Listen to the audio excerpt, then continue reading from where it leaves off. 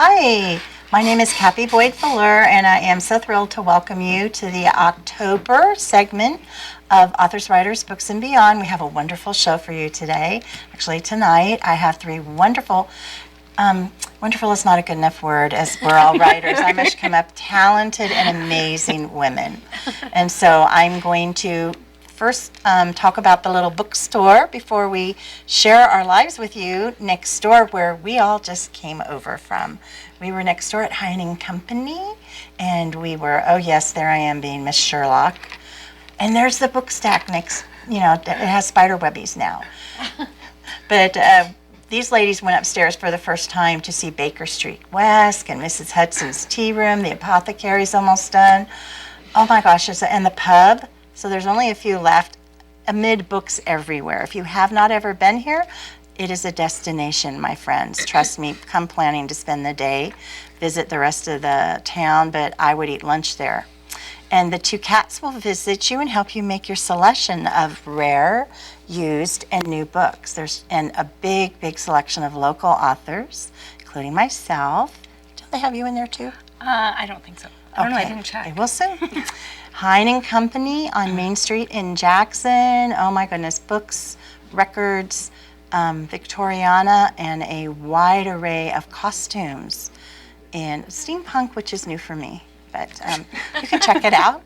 Anyway, back to the show. I have these wonderful ladies here with me today. I'm going to tell you a little story first, because was it earlier this year we did the classroom? Yes, it was January? February. Yeah. Yes, okay. February of this year, Marci set up a Sacramento Author Day at, was it? Del Paso Manor. Del Paso Manor. And we were all there taking the whole day to visit different classes and share about our books. It was a wonderful, fun day, wasn't it? It was. Great. And that was the first time I met Sue. This is Sue Peppers. Hi. Nice to see you again. So we thought we'd do a little reunion for you. So that's what this is. This is our little reunion show, and things have changed in all of our lives. Sue here on my right, and on my left, Marci Seither. Yep. And Jeanette Hanscome.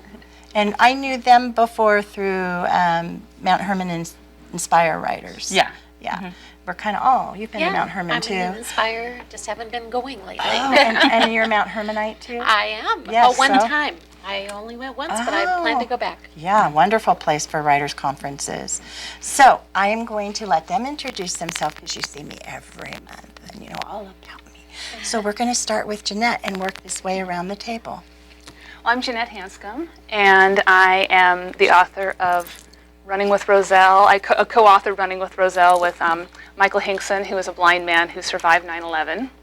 And that was a really exciting book to write. And I have a story in a fiction lover's devotional called 21 Days of Grace. So it's a devotional with a fiction element, which was a lot of fun also. And my next book is coming out in March, and it's called Suddenly Single Mom, 52 Messages of Hope, Grace, and Promise. And it's a devotional especially for single moms. And it's already available for pre-order, which is really exciting. It's really kind of neat to see that a book that isn't even done yet can actually be ordered. So, That's awesome. yeah. So I write in a variety of topics and genres, and Can just you really name the enjoy it. genres real quick? Well, Running with Roselle is nonfiction. It's for middle grade readers. It was written for 8 to 12-year-olds, but we get a lot of responses from adults who enjoy it too. And 21 Days of Grace is a devotional, but it is also considered fiction.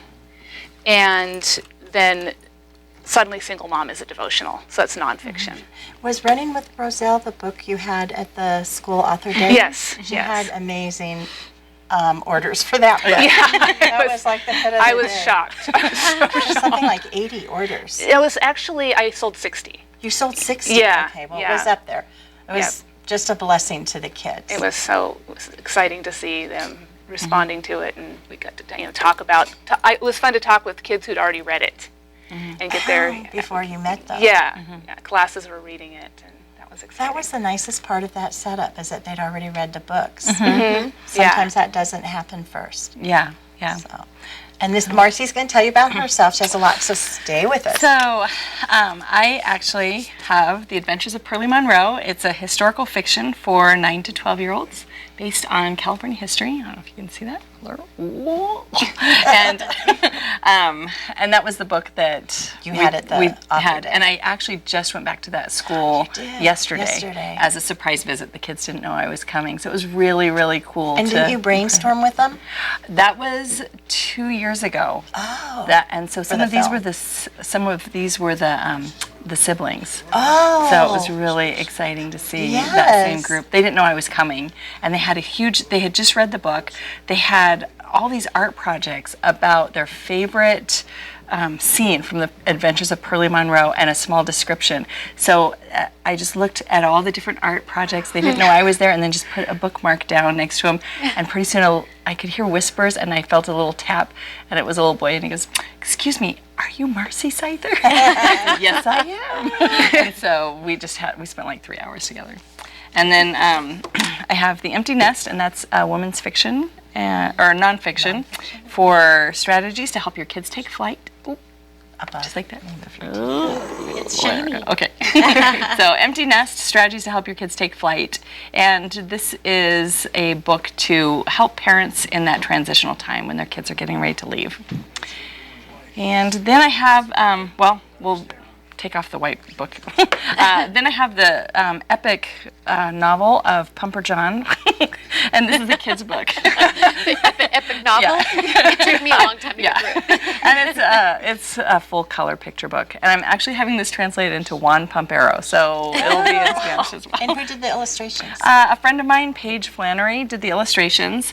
And I'm actually going to be writing a book called So You Want to Write a Children's Book, 7 Simple Steps to Make It Happen. And I'll be using this book as an example because I heard a statistic, 82% of Americans want to write a book, but only 1% do. And so hopefully this will encourage people who want to write. And then Jeanette and I actually are in a book together that's coming out, and it is 21 Days of Love. And it's the same Same series. Yeah, The same as this series. one. Yeah.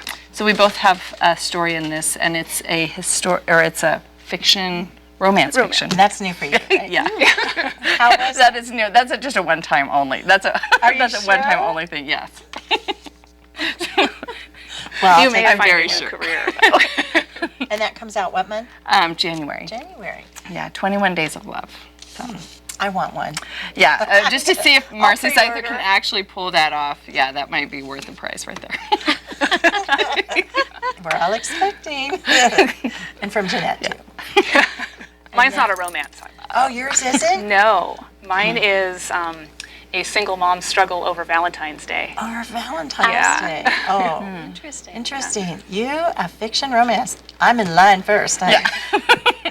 Okay, and Sue. Thank you. Well, these two really encouraged me because I was told once that you really have to pick a genre, that you really, it's like decide who you want to be. And I went, no, I don't want to decide who I want to be. I like writing about real life stories. And so that's why Chicken Soup for the Soul was where I really like to focus a lot of what I was doing. My background was newspaper writing to start, and then I owned a television production studio. And so I wrote scripts for a living, and usually scripts about things that had nothing to do with my personal life or my personal experiences. But I just kept feeling that as a believer in God, that I was led to these stories, and I felt like I had to tell them somewhere. But I didn't want to write a whole book. So I really loved being able to write for anthologies. So it started with Chicken Soup for the Writer's Soul, and that was when my mother had passed away, and she was a writer, and I had spoken her eulogy. Bud Gardner, who was the coordinator of this book, happened to be there at my mother's memorial. And he said, please, will you write this for Chicken Soup? So I kind of felt like my mother had catapulted me back into the writing realm, and that was real exciting. And then the next one I did was for Opening the Gifts of Christmas, and it was just a small release, really. But these were stories about really wonderful things that would happen around Christmas time that were life-changing. And my story was about my nephew who was in a car accident and in a coma. And he woke up just before Christmas, but it brought a whole family together after a really difficult divorce. And it showed how there was healing through tragedy. And then the last one is Think Possible. And this was Recession Blessings. And when my company, my production company, fell victim to the recession, the blessings that came out of that were remarkable. So I wrote about that. That's what I'm writing these And days. so you're mostly nonfiction. Yes. But you would venture out of that? Maybe because I don't want to choose. I might, yeah, I've thought about it. And I've actually, after meeting you, I thought, I've got children's stories. I write for my grandchildren anyway, but I've never published. And my son said the other day, you really need to publish these. It's a lot of poetry and some fun things. So Kids love that. I want to hang out with you more. Okay. We're down to our first break here almost, so I'm going to close. I'll show you one kidlet. This is mine, and I'm speaking in Folsom next month. I'll tell you more about it. I have a wonderful illustrator, Kathleen Flanagan Cressa, and we'll talk about that when we come back. Do come back and hear more about these wonderful ladies, and I use that word a lot. Every show I have a word. This is becoming a pattern we would love to share with you, so hopefully we'll answer some questions you have. See you in a little bit. You're Bye. watching Amador County's local television network,